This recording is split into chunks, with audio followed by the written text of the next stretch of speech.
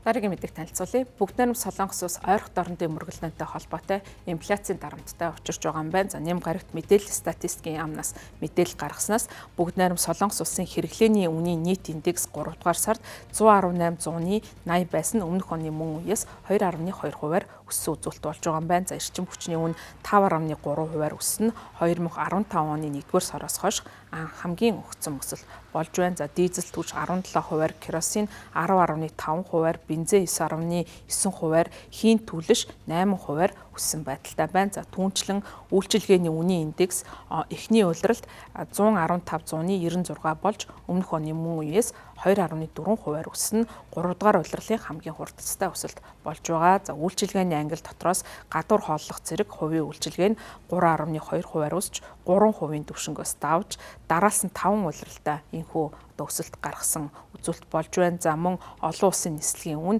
2.3%-аар өссөн байна. За эдийн засгчдын үзэж байгаагаар эдгээр тоо баримт нь нийлүүлэлтийн тасалтаас үүдэлтэй дэлхийн газрын тосны үнийн өсөлтийн нөлөөллийг бүрэн тусгаагүй байгаа. За ойрхон дорнодын мөргөлдөөний бодит мөлөө эх саруудад бодитоор хүмүүс болон ард иргэдэд бодитоор нөлөөлөх боломжтой гэж харж байгаа юм.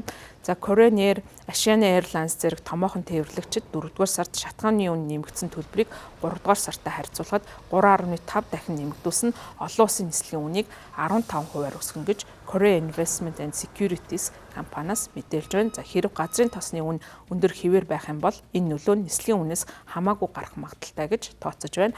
Тухайлбал түүхийн нефтийн нийлүүлэлт бага байгаа нь логистикийн болон тээврийн зардлыг нэмэгдүүлнэ, улмаар хооллох, байрлах зэрэг үйлчилгээний үнийг нэмэгдүүлэх замаар үнийн өсөлтийг хэрэглэгчдэд шууд дамжуулна. За жижиглэнгийн бараа бүтээгдэхүүнд ч гэсэн нөлөөлөх юм байна. Үйлчилгээний үн өсгийн хэрээр доктортой байх хандлагатай байдаг учраас зардлаас үүссэн зочрол нь илүү удаан хугацаанд доктортой үргэлжилж инфляцийг хөөрөгдөх эрсдэлтэй гэдгийг эдийн засгчид анхааруулж байна. Хүнсний үнийг докторжуулах засгийн газрын арга хэмжээний улмаас эхний улиралд өмнөх оны мөн үеэс 2.1%-аар буурсан хөдөө аж ахуй, малын үн эх саруудад мөн өсөх магадaltaй байна. Фермерүүд түлш, хуунцар, бордооны эрэлт хэрэгцээ нэмэгдэж байгаа үед хаврын тариалтын улирлуугаа орж байгаа. За түүхий тосноос гаргаж авсан гялгар уут болон бусад бараа бүтээгдэхүүн үйлдвэрлэхэд ашигладаг нефтийн хамгийн гол түүхийд болох нафтагийн нийлүүлэлтэнд үүссэн тасалт нь зуны саруудад хөдөө аж ахуйн бүтээгдэхүүний үнийг тэнгэрт хатахад нөлөөлж болзошгүй гэж анхааруулж байгаа. Дэлхийн хамгийн том хөрөнгө оруулалтын банкуд бүгд найрамд Солонгос улсын инфляцийн төлөвийг шинжилэн тогтоож өөрийн таамаглалаа дэвшүүлж байна. За 8 компани зүгээс хэрэглээний инфляц энэ онд 2.4% байх төлөвтэй байгаа нь 2 дугаар сарын сүүлд таамаглаж байсан 2%-аас өссөн үзүүлэлт болох юм байна.